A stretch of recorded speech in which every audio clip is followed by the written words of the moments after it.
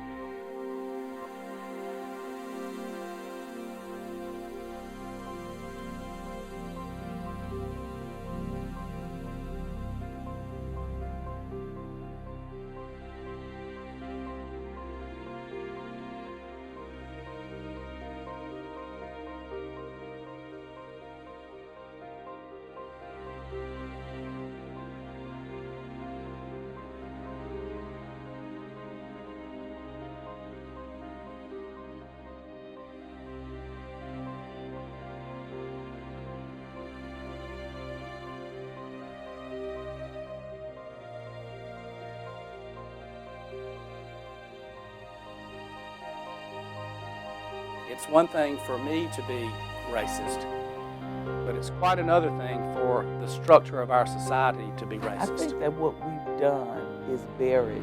And I think it's important to recognize difference, because difference makes us who we are. We still have a long ways to go. How can you have racism without racists? I mean, it's going to require us to dig. Whenever you dig, there's going to be some work, right? There's going to be some pain.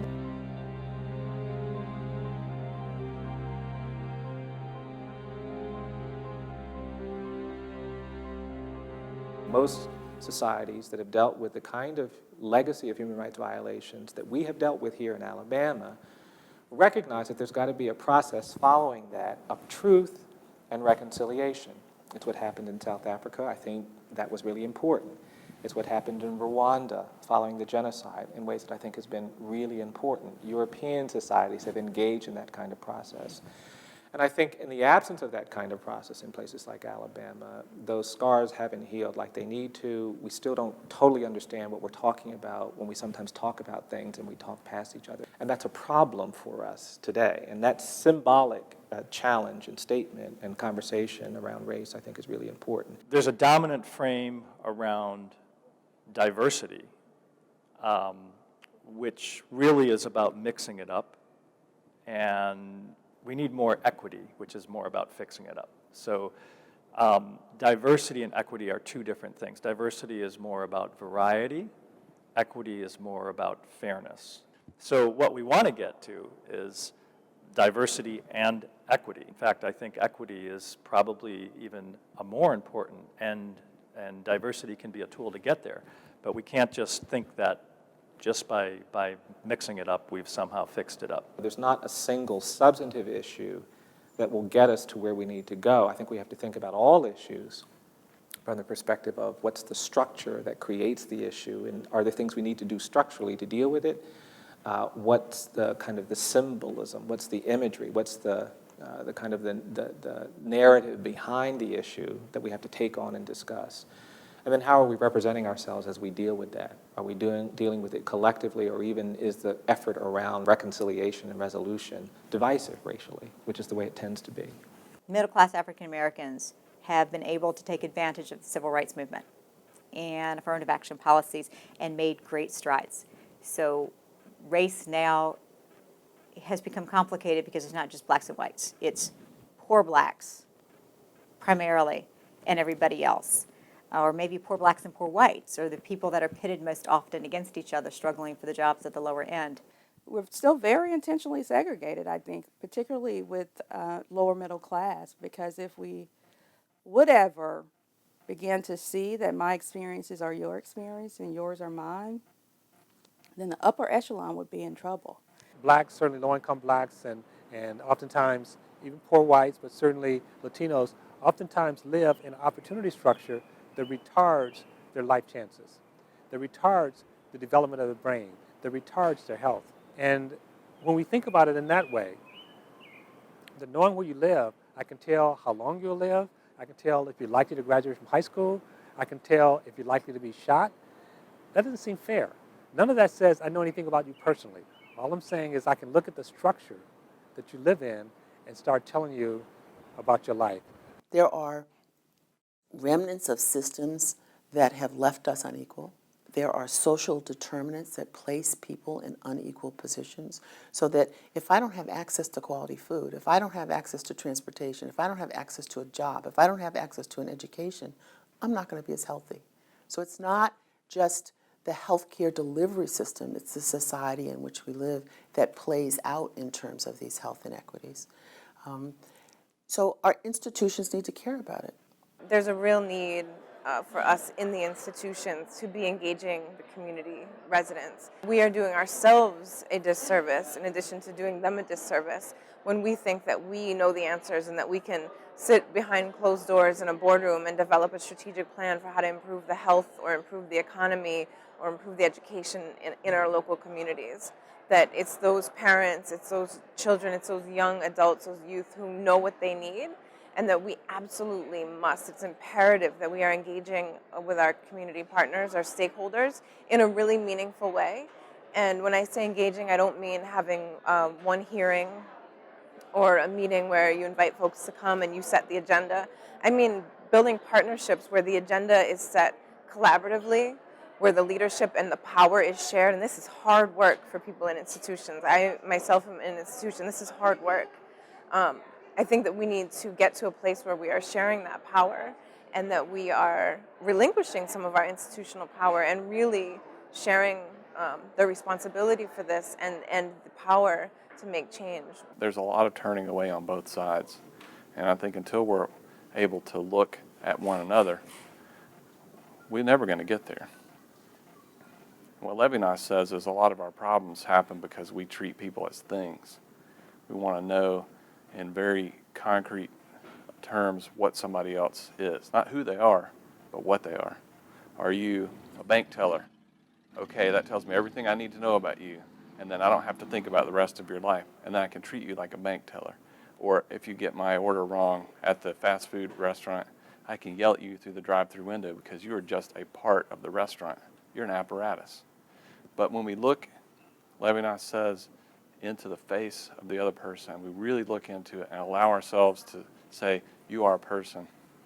We can never put them into the shape of a thing and treat them as a thing ever again. We have to respect their humanity.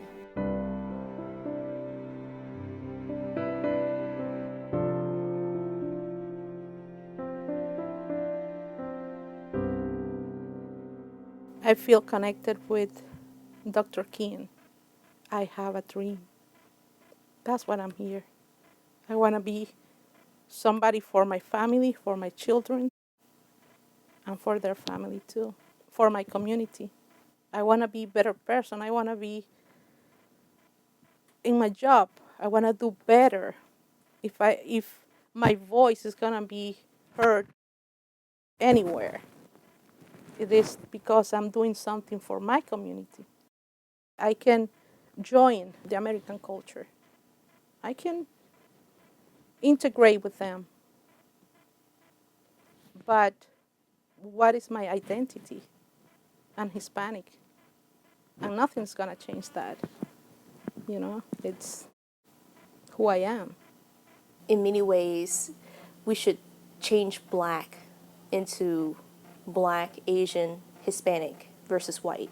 And it's a matter of what are the disparities that the Black community sees in their everyday lives.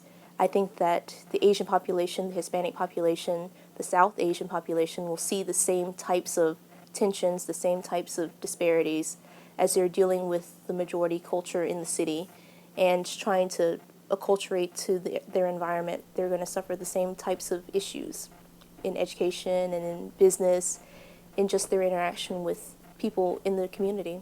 Another thing that we can do, of course, is to educate ourselves better about the different kinds of people that we produce in this nation. You know, everybody's not the same. They're not cut from a cookie cutter, so to speak. They're not made from the same dough. But diversity is not deficiency. There are people who live in a nation where diversity ought to be acknowledged as something that's powerful, uplifting, edifying, beautiful, and desirable, not difference as deficiency, that those who happen to have a different last name or those who are immigrants or those who are African American and the like are somehow seen as inferior because they're different. 47% of the children under 5 in the United States are children of color.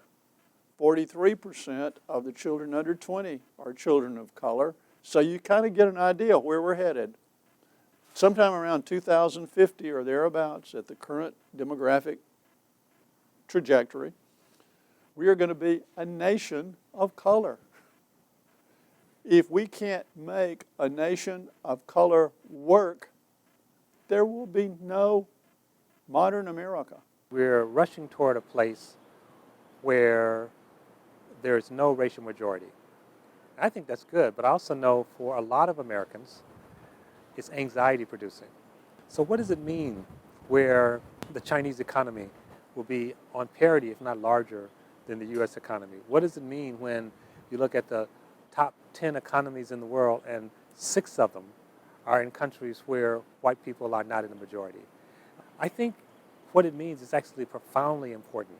And I don't think we begin to grapple with that. So it's not just the diversity that's happening inside the United States, but it's the diversity that's happening in terms of the world, and particularly the world leadership. If you wanted to be competing with China for the leadership of the world at the end of the 21st century, you cannot neglect children of color and poor children.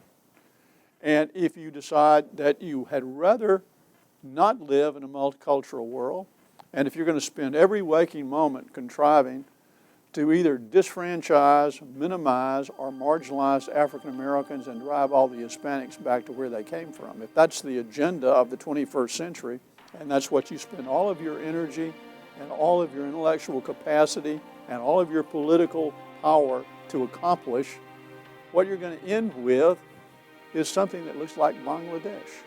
I don't think we're preparing people for this new world that's getting smaller and smaller, and we haven't built cultural, social institutions. We haven't built a narrative that allows us to live in the world next to someone who not only is not necessarily white, they're not necessarily Christian, they're not necessarily speak English. So I think that's the challenge. I think that's a profound challenge. Just get to know us. Give us the chance. Because as a human being, as I said, I'm not less than an American because I'm from Nicaragua or because I'm from Mexico. I'm a human being. I feel the way that you feel. I cry the way that you cry. I laugh the way that you laugh. And I love the way that you love.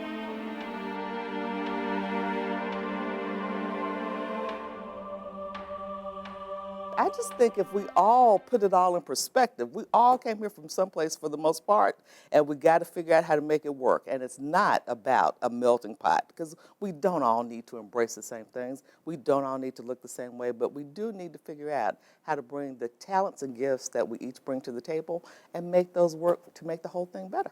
We have to, first of all, be willing to acknowledge when people are not being treated fairly and equally, and we have to be willing to do something about it. And that's, to me, the first step, and we haven't done that yet. We have a number of people, white, black, Latino, who really want to see something different. We can't work this out simply at the individual level. We have new science, we have new understanding. We need to engage, and we need to engage in a large vision, in a large conversation, a large dialogue, but also really understanding structures, which is hard for the United States because we're so inclined to see everything in terms of individual agency. There's a huge challenge before us, but there's incredible opportunity. And which way we go depends on if and how we engage. So I'm hopeful, I guess, that we will engage. We're going to have to reinvent ourselves if we're going to take ourselves to the next level of racial justice. We're going to have to reinvent what it means to have a racial identity. It can't be a static thing, and it's not going to live inside of the inherited identities we have. That's going to be true for white people. I think it's going to be true for black people. I think it's going to be true for Latinos. I think it's going to be true for what we mean by being American, and what we mean by patriotic, and what we mean by being human being. And I think we should encourage our children, because chances are, most of us, who are my age at least, we're pretty deep into our identities. The idea of us being able to dig out of them and make something new is not going to be adequate. We're going to have to encourage our children and the students we're educating to be bold in their innovations and be willing to risk them becoming something we're not, because they need to. We've become increasingly charitable in the way we speak of obligation. In other words, more and more congregations are engaging in Habitat for Humanity home builds, more and more schools are involving their students in volunteer projects. But if we only come to define what it means to be an obligated citizen in terms of charity, in other words, in terms of volunteering for a project in some community, and we fail to discuss the obligations that come with justice, then I think we do a terrible disservice to citizenry and the needs of the state. Social justice, social responsibility is an obligation towards structural wrongs. That means healthcare policy. That means education policy. It's great when a family goes and helps out with a Habitat for Humanity build, but a social justice responsibility would suggest your obligation to be considerate and caring and involved in low-income housing policy, not just a Habitat for Humanity build for one family. Charity is good, justice is better. And the root problem in Alabama is not because white people hate black people or black people hate white people. The root cause is because we have put in systemic forms the tax system, the educational system, the political culture. But I would a lot rather empower people to take care of themselves than to have folks do something for them that keeps them dependent and subservient. Justice and systemic change empower people to take care of themselves. Charity keeps them dependent and subservient.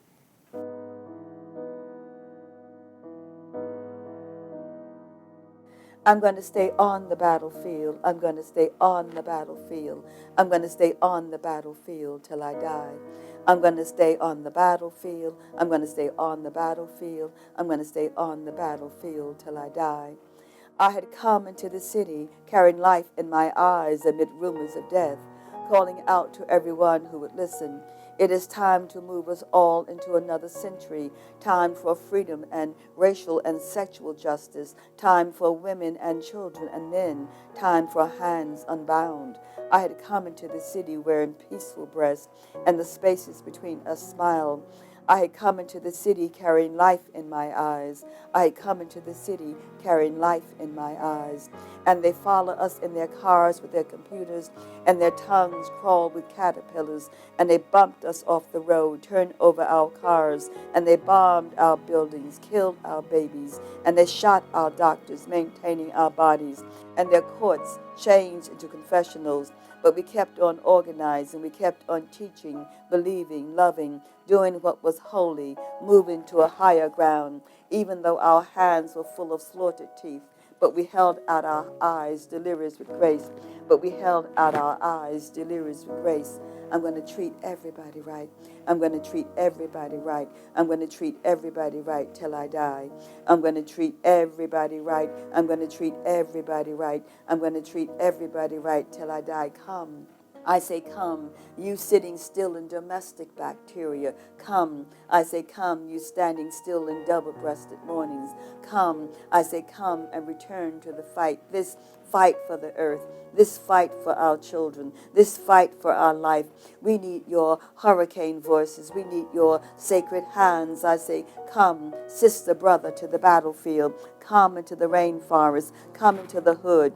Come into the barrio, come into the schools, come into the abortion clinics, come into the prisons, come and caress our spines. I say come, wrap your feet around justice. I say come, wrap your tongues around truth. I say come, wrap your hands with deeds and prayers. You brown ones, you yellow ones, you black ones, you gay ones, you white ones, you lesbian ones. Come, come, come, come into this battlefield called life, called life, called life, called life. I'm going to stay on the battlefield. I'm going to stay on the battlefield. I'm going to stay on the battlefield till I die. I'm going to stay on the battlefield. I'm going to stay on the battlefield. I'm going to stay on the battlefield till I die. Come, come, come, come to this battlefield called life, called life, called life, called life.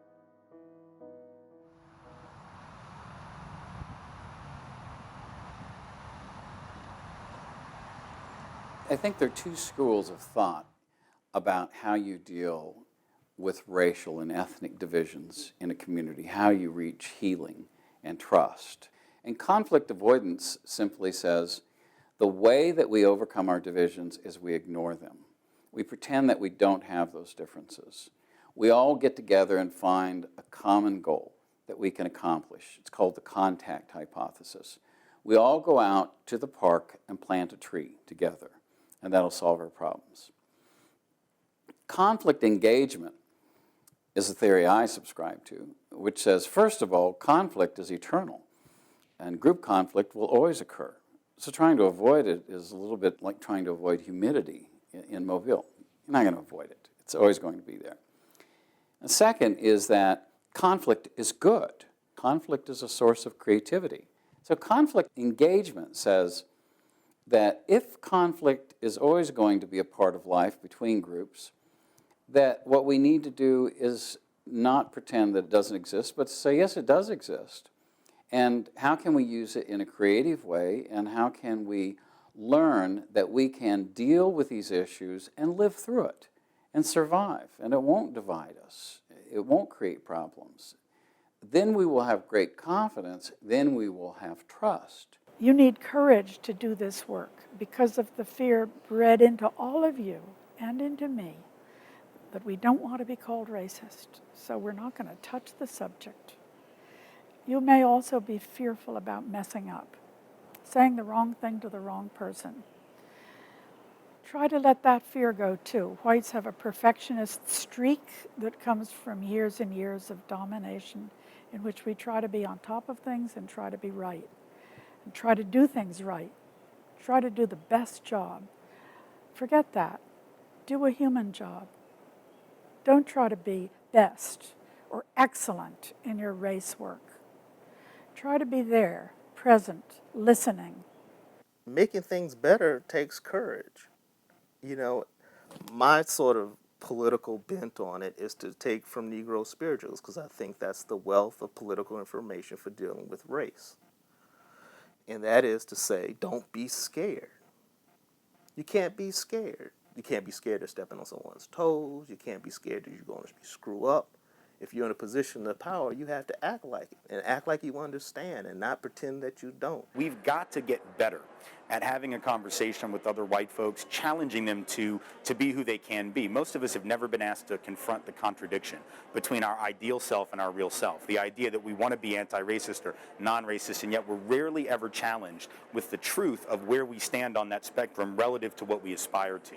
And so being honest and being upfront and calling it out in ourselves and others is one way that we hold ourselves accountable to the larger struggle. And that's what I think has been missing for many, many years among white, frankly, progressive activists. This isn't right-wing folks. These are folks who are fairly liberal and progressive who still are not always connecting those dots. There's a set of white workplace behaviors that can be quite oppressive to people of color.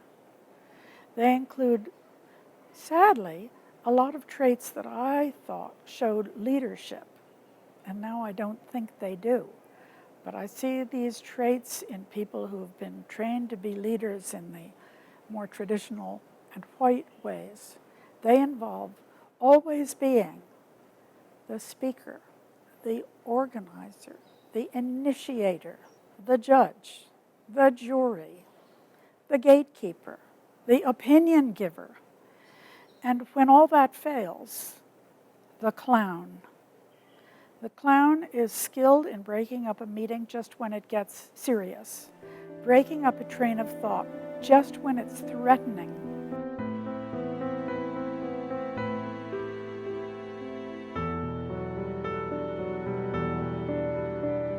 The way that we can help children of today who live in Tomanville or Pritchard or, for that matter, Theodore or Tillman's Corner or anywhere that's depressed is by going to them.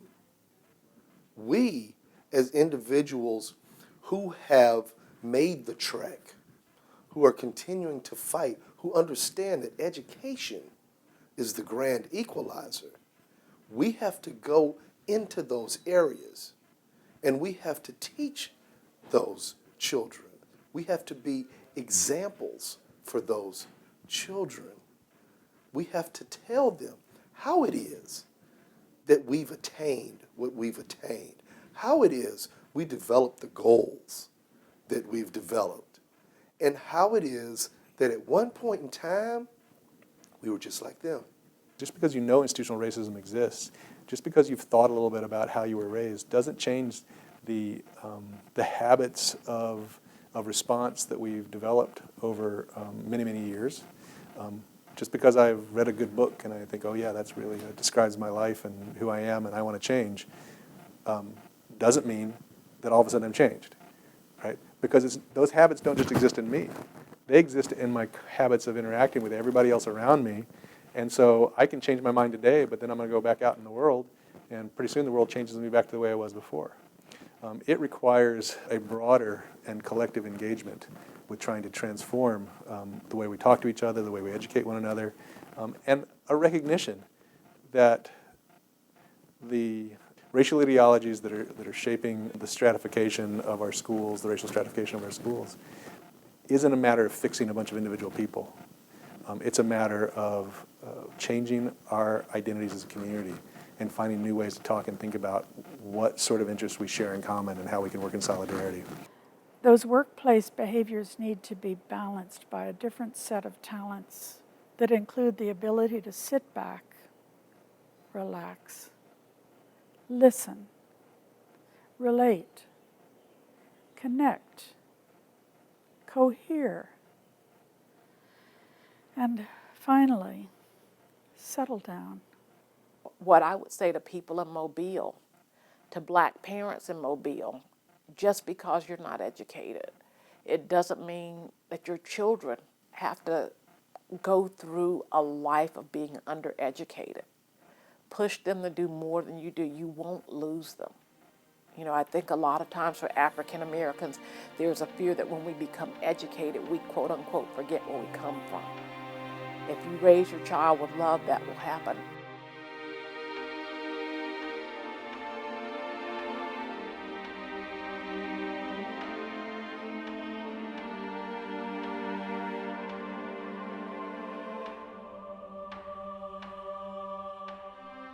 When I look at how I started my career many years ago in Mobile, Alabama, with 8 siblings, all of us crawling on top of each other, looking up at the roof of my house with holes in it, didn't know what had happened. My father took that home and built it out of his hand with his hands. And today, that house stands in the center of Mobile, right there at the ballpark. It makes me proud to see the fact that we are closing the gap in some ways, but we still have a long ways to go. The fact that I'm an African American woman exists and it's in the room whether or not we speak about it. And you are responding to me whether or not we speak about it. It's the elephant that's in the room, so put it on the table. Let's understand or have an opportunity to understand and have a dialogue about what that means to me and what that means to you. And just like gender can be on the table, race can be on the table, sexual orientation can be on the table, if in medicine, if in academy we are to advance, we have to create a space where people can be whoever they are. They can bring whoever they are into the room and be able to prosper and to be able to offer the potential that they have to make a difference. And part of that potential that I have comes from my background and my perspectives and how I see the world and my experiences. And part of that experience is being an African American woman. So if you ask me to take that part away, it's like asking me to cut off an arm. It is who I am. Even though a lot of it is unspoken, if you're African American especially, you learn to be watchful. And sometimes out of that watchfulness, you see things that are disappointing, that let you know that veil is still there. I have a PhD, but sometimes when I go out my door, that veil is still there for me. It's the highest honor in the world to be chosen as we people of faith are chosen. And by people of faith, I'm not even talking about denominations. I'm talking about anybody who has the desire to act on their conscience, whether they're a, quote, religious person or not. Those are who I call people of faith. And I think there is no greater honor than to be called to enact that faith in the world. I mean, to work for the greater good.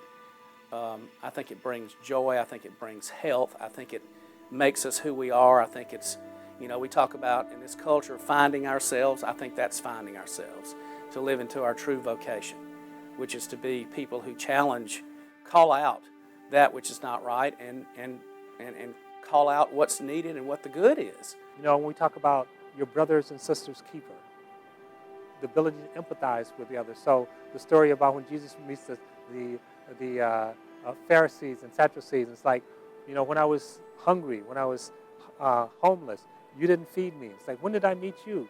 It's like, if you don't do it to any of my brothers and sisters, you don't do it to me. This idea of love and human concern, it's a very central tenet in Buddhism and Hinduism. And so, as a country, we're actually one of the most religious countries in the world, and yet we haven't really brought these tenets into practice.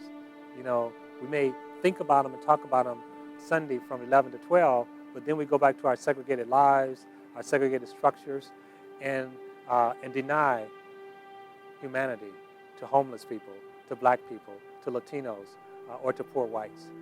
In our burial rite in the church, we say, "Blessed are the dead who die in the Lord." And I might reword that, "Blessed those who die with a conscience," because they rest from their labors. And resting from one's labor, that means resting from bearing God's life to the world, enabling our brothers and sisters to stand with dignity in our prison systems, in our school systems, in our healthcare system. And then one day we rest. But in the meantime, we work.